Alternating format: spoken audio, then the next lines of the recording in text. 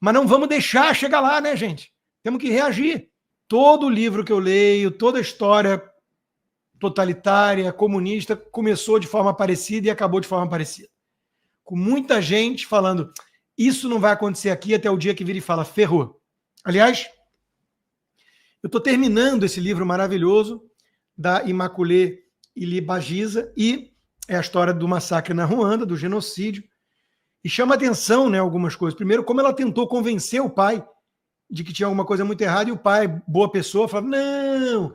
Ele chegou a ser tão ingênuo que ele foi pedir ajuda ao governo, que estava mancomunado com os Hutus, que queriam eliminar, exterminar todos os Tutsis.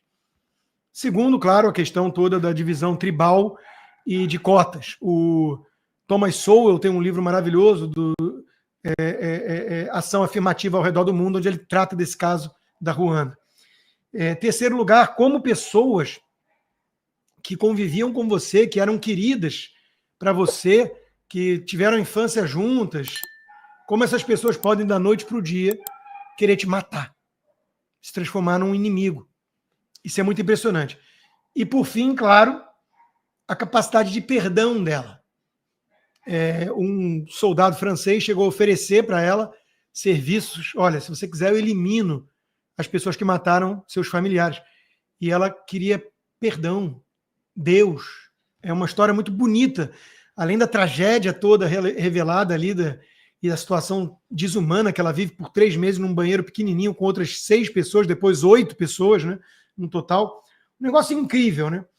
Mas ela conseguiu encontrar mais ainda Deus nesse momento e perdoar os seus inimigos, Hutus.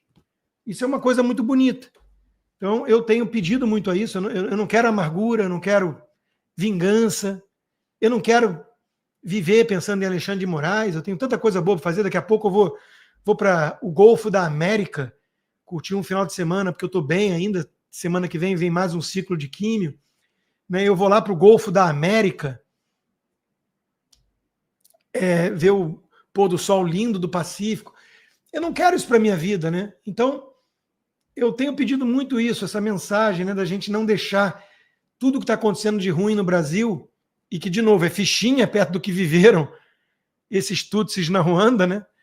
Ou que viveu já o povo da Venezuela, ou o povo cubano. Mas não vamos deixar chegar lá, né, gente? Temos que reagir.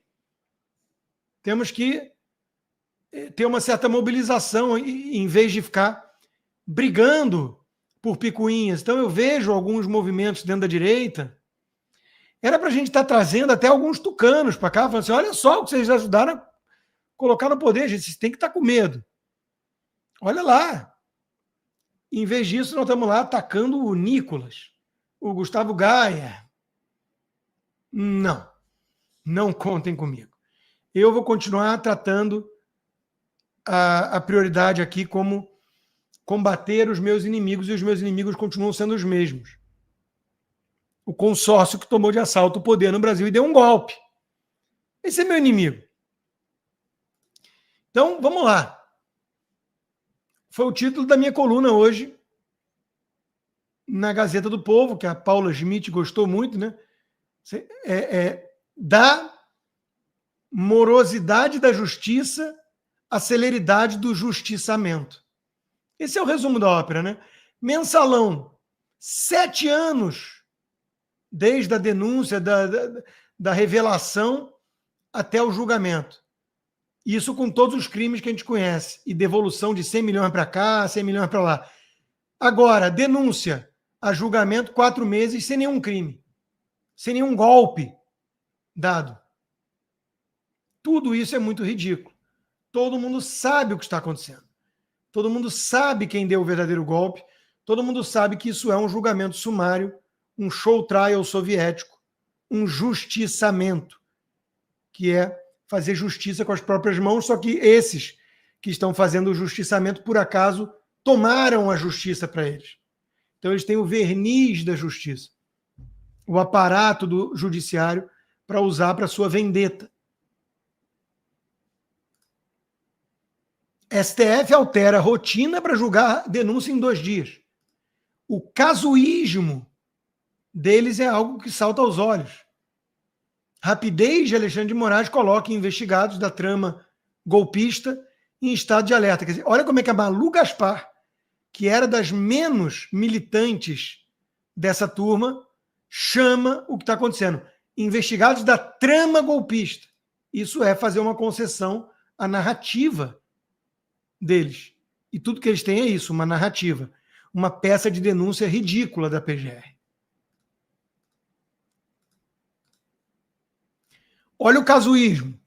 Mudança no foro especial, no famoso foro privilegiado, amplia a atribuição do STF em julgamentos de políticos dias antes de incluir o ex-presidente Bolsonaro na competência do STF. Muita coincidência. Nem foi feito sob medida que nem os ternos do Ricardo Almeida que o Lula usa. Imagina. Como ainda existem jornalistas sérios nesse país, Carlos Alberto de Franco denuncia. O STF decidiu, na terça-feira, ampliar o foro privilegiado, permitindo que investigações permaneçam na corte mesmo após o fim dos mandatos. O STF sinaliza, mais uma vez, seu distanciamento da Constituição e sua opção marcadamente política. Nada disso que está acontecendo no Brasil seria possível sem a cumplicidade da velha imprensa. Olha o Rui Castro, inteligente, engraçadinho, senso de humor, livros interessantes sobre outros assuntos. Olha como ele vira um militante político tosco quando o assunto é Bolsonaro. Bolsonaro Derangement Syndrome é o nome da doença. Em breve, um ilustre presidiário. Resta ver se Bolsonaro reagirá como um homem quando lhe baterem a porta, ou se sairá pedalando o ar. E ainda diz que o Lula reagiu como homem, mandando a patota ir lá para frente tentar impedir a prisão, sendo que o Lula era culpado. Com provas sobradas, passando por 9 juízes e desembargadores, tudo muito diferente do que acontece com o Bolsonaro. Olha o José Casado na Veja. Esse cara foi meu editor por 6 anos no Globo. Na Veja, que é o veículo que eu trabalhei por 2 anos, sério, na época. Olha o José Casado na Veja. Bolsonaro diz ser informante dos Estados Unidos e pede intervenção. Coitadinho do sujeito que se informa, entre aspas, pela imprensa brasileira. Né? Diz ser informante e pede intervenção. Bolsonaro admite que manda material sobre o Brasil para os seus conhecidos americanos e pede alguma ajuda americana em relação ao que está acontecendo no nosso país. Olha a diferença. Não há nada de absurdo em Bolsonaro tentar mobilizar colegas parlamentares americanos sensíveis à causa dele e de tantos outros presos políticos no Brasil para que façam alguma coisa a respeito dentro das leis americanas. Por exemplo, Magnitsky Act. Paulo Briguet escreveu uma coluna maravilhosa na Gazeta do Povo. Aliás, ele me mandou que estava orando, rezando o terço com o Frei Gilson às 4 da manhã, pensando em mim. Me mandou a mensagem às 4 da manhã. Fiquei muito sensibilizado. Muito obrigado, meu amigo Paulo Briguet. As trevas da censura.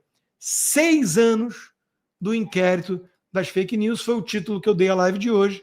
Ali houve um ponto de inflexão. Qualquer um de nós é livre para escolher um marco. Quando Ramagem não pôde ser escolhido para diretor-geral da Polícia Federal, quando Lewandowski, amigo da família Lula, rasgou a Constituição para preservar os direitos políticos da Dilma, que acabara de sofrer impeachment. Cada um escolhe um ponto de inflexão. Mas me parece inegável que a criação do inquérito do fim do mundo, assim chamado por um ministro do Supremo à época, Marco Aurélio Mello, por Dias Toffoli, advogado do PT que bombou em 2 provas da magistratura, que deu a relatoria para o colega tucano Alexandre de Moraes, no dedaço, com uma interpretação para lá de criativa de que o o regimento interno, artigo 43, onde houve algum tipo de atentado nas dependências do Supremo, abarcava o país inteiro, porque estamos na era digital. Acho que depois eles entenderam que valia para o mundo inteiro, que tudo é internet. Então a jurisdição do STF é planetária. Esse foi o grande ponto de inflexão.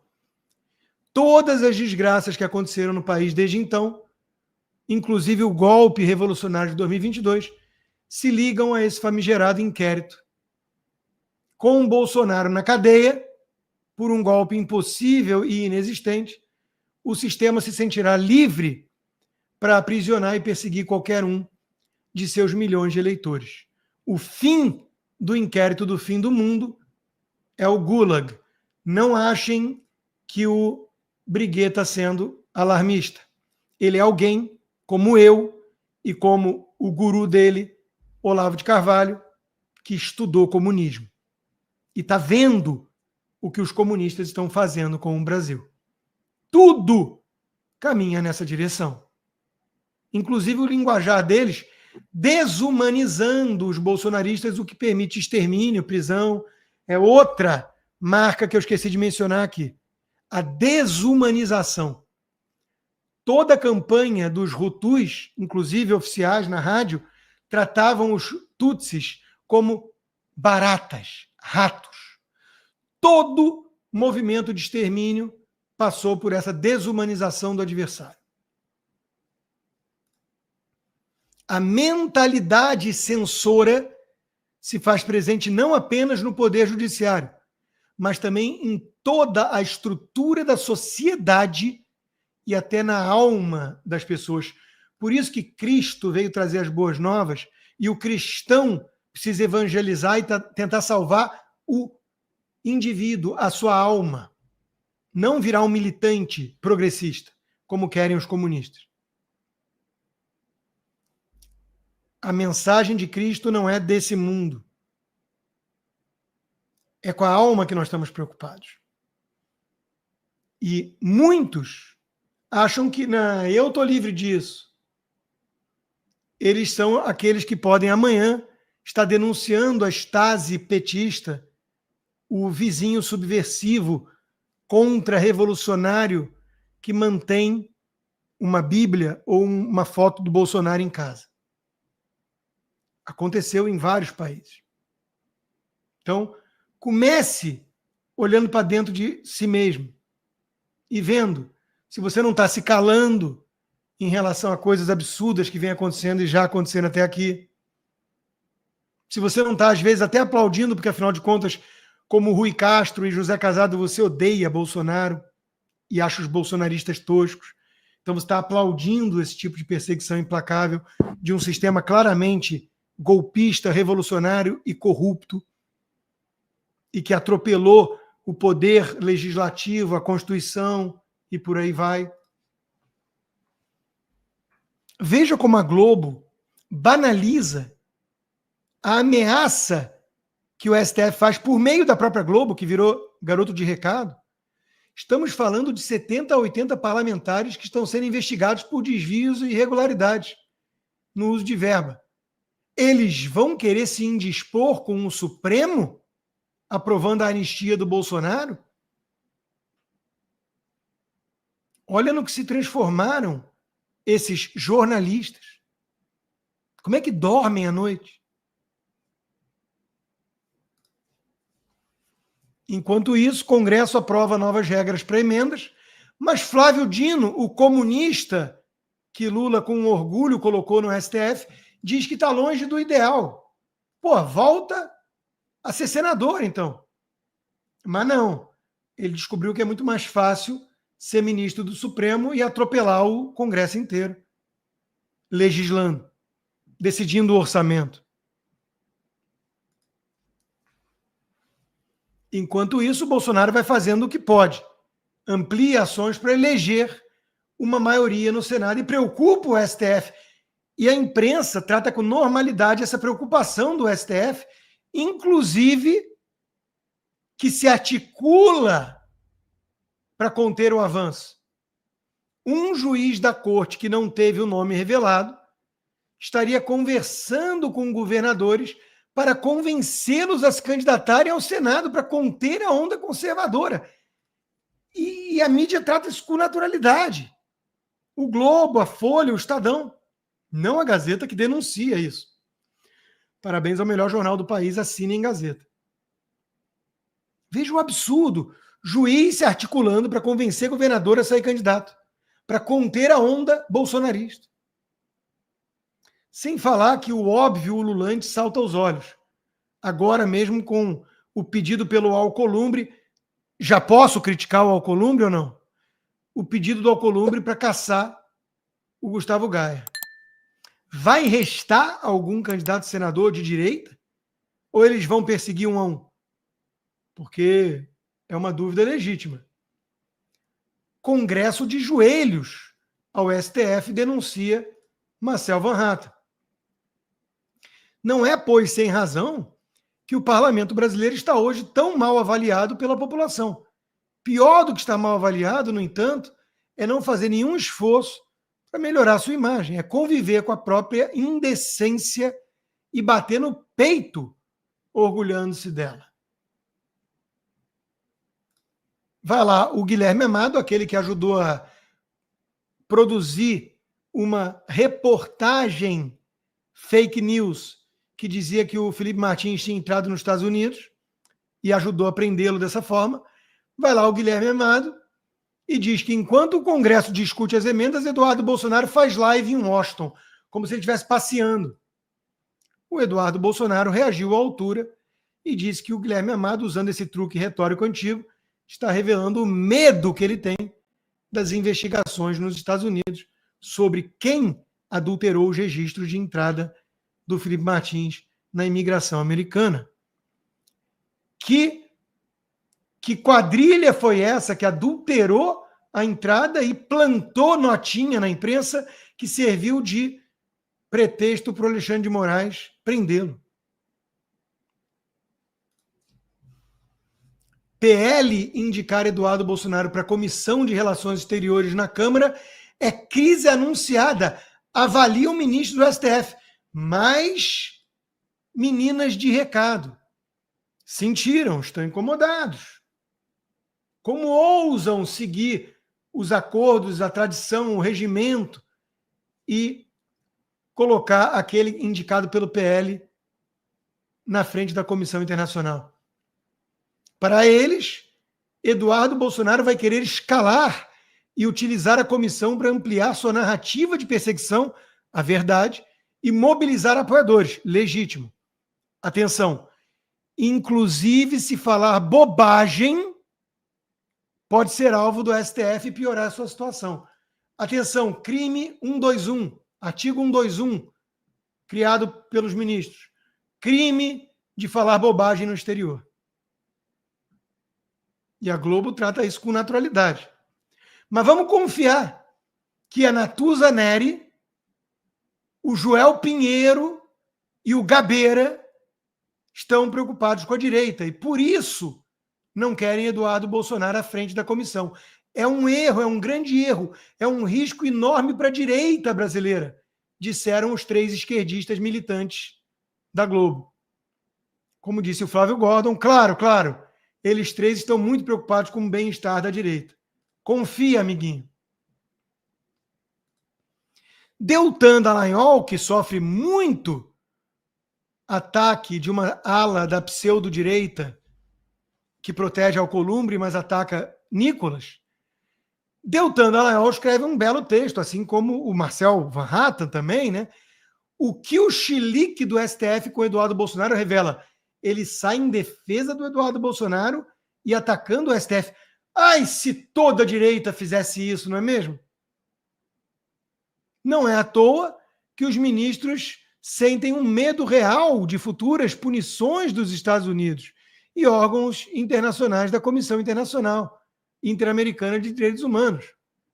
O trabalho que o Eduardo vem fazendo pode ajudar, inclusive, numa condenação da lei Magnitsky. Eles estão com medo disso. Todo mundo já entendeu. Enquanto isso, tudo acontece, como é que anda um ministro terrivelmente evangélico colocado por Bolsonaro lá? Tá vendo como a gente tem que fazer crítica construtiva? O Bolsonaro acertou em muita coisa. Não merece a perseguição que está sofrendo. Está sendo perseguido pelas suas virtudes, não por seus eventuais erros. Mas ele cometeu erros, como as 2 escolhas para o STF. E o terrivelmente evangélico está lá preocupado em dizer que ele, o Mendonça, o Zanin e o Nunes e o Flávio Dino são os mais jovens e os mais bonitos do STF. Um clima ameno, descontraído, uma brincadeira entre pares, que o Barroso disse há controvérsias, porque é um pavão supremo. Tudo isso, claro, fruto da sabedoria do nosso terrivelmente evangélico. Releia Salmo 1. Busque ali a sabedoria. O texto diz que o homem que pratica é prudente e sábio, o homem que não pratica é insensato e louco. Tem gente que quer que a gente haja com loucura. Muitas vezes eu sou cobrado dessa forma. Tem que agir de forma, na minha palavra, intempestiva, como agem os outros. Eu não. Se Deus me mandar agir daquela forma, eu ajo. Mas enquanto Deus não me mandar, eu vou agir da forma como eu considero sábia. É assim que nós devemos agir. Seja sábio. Que as pessoas te busquem, mesmo aqueles que não gostam de você, para ouvir conselhos nos momentos difíceis. E não o tenham como louco, como intempestivo, com uma pessoa irada que fala o que dá na telha e na cabeça a todo tempo.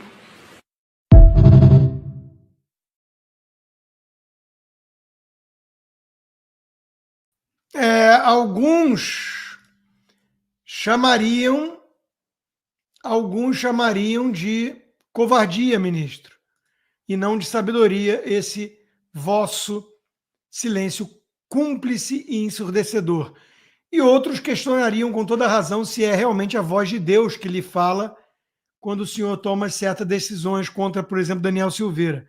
Nós não queremos atos intempestivos, queremos apenas clareza moral, firmeza e uma voz, denunciando, como Marco Aurélio Melo fazia, os outros coleguinhas supremos, em vez de brincar sobre a beleza de todos vocês.